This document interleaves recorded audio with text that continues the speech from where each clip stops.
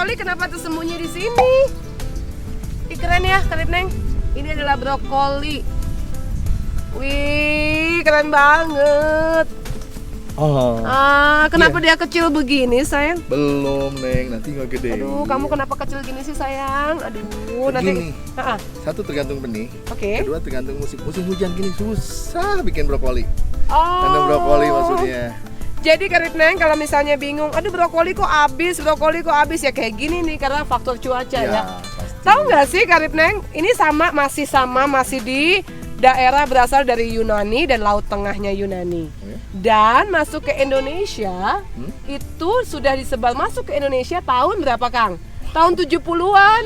Oh ya. Sudah mulai disebar luaskan di Indonesia tahun 1970-an. Baru dong. Baru 50 tahun ya. Baru 50 tahun ini brokoli. Karena brokoli bagus banget kan. Iya. Sangat bagus antioksidannya. Jadi antioksidannya sangat tinggi. Ini sama kali sama kale ya Kang ya. Artinya dalam penanamannya mirip. Satu sangat tinggi dan Akang tuh sifatnya tuh gini, yang muda juga, nggak mau dipotong terus begitu nanti masih ini tetap juga diambil dari akarnya. Oh iya. Gile ya si Akang Iya ini dong. benar-benar hebat untuk menghindari semua virus-virus gitu. Iya. Kalau yang lain kan biasanya yang aku tahu nih kan, akang-akang yang lain biasanya cuma ngambil. Nah ini keunikannya, begitu diambil dia akan tanam lagi yang kedua ya Kang. Biasanya begitu, ya kan? Secara produsen supaya nggak rugi kan Kang, gitu kan. Nah yang kedua itu yang kurang gitu, juara gitu. Karena pasti yang kedua, yang ketiga sama dengan kale kan, gitu. Dia akan lebih menurun secara kualitasnya. Oke, yang pertama, tapi anak pertama enggak kan ya? Enggak. Anak pertama bagus, anak kedua bukan menurun kualitas ya kan? Enggak juga. Oh, enggak juga ya. Bedakan gitu. Beda ya. Tapi ya tadi yang jelas kalau yang pertama di tanaman ini pasti kan udah full Neng nutrisinya apa segala macam. Ya enggak? Yang kedua itu bukan nggak full. Kalaupun mau kita harus lebih ekstra merawatnya. Oh, lebih rentan jadinya, lebih fragile. Betul. Gitu ya. Jadi kalkulasi bisnisnya kurang lebih bisa dihitung. Oke. Wah, pinter sekali Akang, pinter banget loh.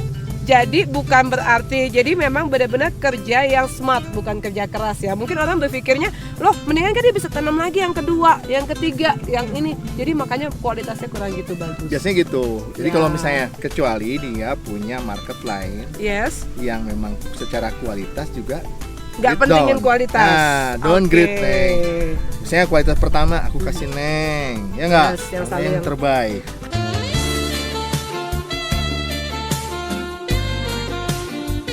Yang tanam yang kedua yang keluar lagi, aku kasih, mohon maaf, misalnya tadi buat makan sendiri aja deh, gitu kan. Gitu. Tapi tidak mengurangi kandungan gizi, tapi secara penampakan, penampilan pasti bagus. Pasti kan, berbeda. Gitu. Dari nilai nutrisi apapun, tapi tetap Akang ini tetap ya dari pertama langsung dicabut akar. Iya. Jadi panen ya memang tarik Neng. Oh ini belum cukup ya? Belum cukup, jangan Kang. Kita tarik. Masih ditarik langsung deh. Panen. Iya. Padahal masih bisa dia membuahi lagi. Bisa. Tergantung benihnya. Ada beberapa benih yang hanya bisa sekali, ada yang 2 kali.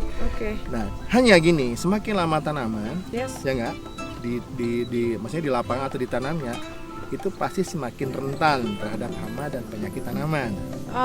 Ya kan? Proses tanamnya ini juga harus di dataran tinggi atau gimana Kang? Brokoli umumnya di DPL atau di atas permukaan laut. Di atas permukaan laut atau highland ya. Di highland. Nah, karena secara kualitas dia akan lebih baik.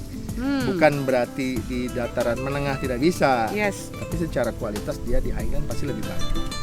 Gitu loh, Nek. Oke, kini aku tahu. Kang, aku mau belajar dari brokoli ini, jadi nggak boleh juga ya ngejudge bahwa yang pertama itu lebih baik ya? Belum tentu Neng. Belum tentu. Spesial di brokoli. Ya, di brokoli karena memang seperti itu patronnya. Patronnya. Iya, di patronnya. Jadi di panen kedua, panen ketiga pasti lebih rentan. Jadi Karib Neng, ini kembali lagi ke soal tanaman. Segala yang pertama pasti lebih baik, bukan segala yang pertama yang lain. Isi pertama juga lebih baik kan pasti. Nggak tahu deh, aku nggak pernah punya. Nggak boleh, itu nggak boleh. Nggak, intinya tuh gitu. Yang pertama lebih baik, selalu yang pertama tuh lebih baik. betul tidak? Ada sebetulnya berbeda dengan filosofi. Gini loh, ini tanaman ini kan berbeda, agak sedikit berbeda dengan kehidupan. Tapi ada yang sama. Yes. Tapi kembali lagi bagaimana atau melihatnya dari sudut pandang mana, itu aja Neng sebetulnya. Oke, kalau Neng sudut pandangnya adalah soal cinta. Yang pertama pasti akan lebih baik. Anak Neng aja yang pertama cintanya lebih baik. Gitu ya? Sih? Belum punya anak kedua sih Kang. Tapi biasanya kan yang pertama coba-coba nih. Tuh, beda kan? Iya kan, beda kan Milo. Tergantung dari mana ya sudut pandangnya. Oke. Jadi kalau Neng, kembali lagi kita nggak boleh ngejudge bahwa yang pertama pasti lebih baik, betul? Kembali lagi dalam filosofinya adalah apa tuh, segala untuk di tanaman, segala yang panen pertama, even itu coba-coba, even itu apa, intinya adalah nutrisinya pasti pertama tuh paling pulen, paling cukup, benar gak? Biasanya gitu, untuk pertama kan mau yang terbaik.